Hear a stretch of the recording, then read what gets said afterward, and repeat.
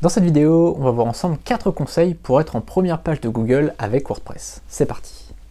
Dans cette vidéo, donc, je vais te donner les 4 conseils de façon théorique, comme ça en face caméra, en discutant, mais si tu veux aller beaucoup plus loin, il y a la formation qui est juste en dessous, il y a plus de 3 heures de contenu dans la formation.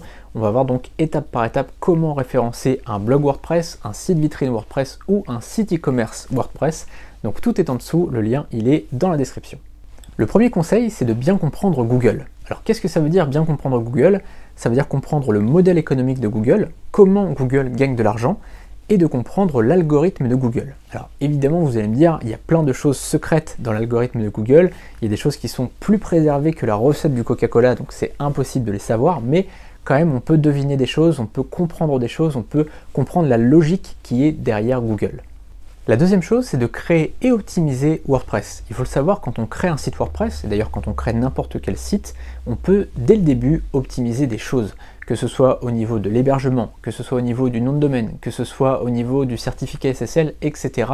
On peut faire différentes choses pour bien optimiser un site dès le départ. Alors pour ça, je ne vais pas rentrer dans les détails puisqu'on en parlera dans la vidéo de demain, donc dans cette série de vidéos gratuites, on en parlera demain. Et après-demain, on parlera aussi d'une chose très intéressante, donc je vais laisser ça pour la suite de cette semaine de formation gratuite. La troisième chose, c'est de créer et optimiser ses contenus, que ce soit des articles de blog, que ce soit des pages, que ce soit des fiches produits, on va chercher à optimiser tout ça. Donc là aussi, je ne vais pas rentrer dans les détails puisqu'on en parlera après-demain, je crois, dans la formation gratuite, donc restez bien attentifs aux prochaines vidéos qui arrivent. Et enfin, le quatrième et dernier conseil de cette vidéo, c'est de faire du référencement off-site, c'est-à-dire du référencement qui vient de l'extérieur du site, notamment le netlinking. Le netlinking, c'est l'ensemble des liens qui pointent vers votre site web. Et ça, au niveau de Google, c'est très important à ses yeux, puisque si votre site a beaucoup de liens entrants, c'est que votre site est un site d'autorité, un site important, un site qui offre une valeur de qualité finalement. Donc vous devez vraiment chercher à avoir des liens entrants vers votre site, par exemple en faisant des partenariats avec des blogs. Ça, c'est très important de faire des partenariats avec des blogs de votre thématique.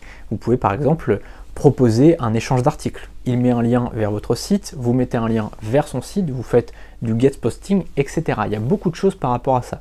Vous pouvez aussi commenter des blogs, etc., etc. Il y a plein de stratégies comme ça pour avoir des liens entrants vers votre site. Tout ça, on le verra évidemment dans la formation qui est juste en dessous.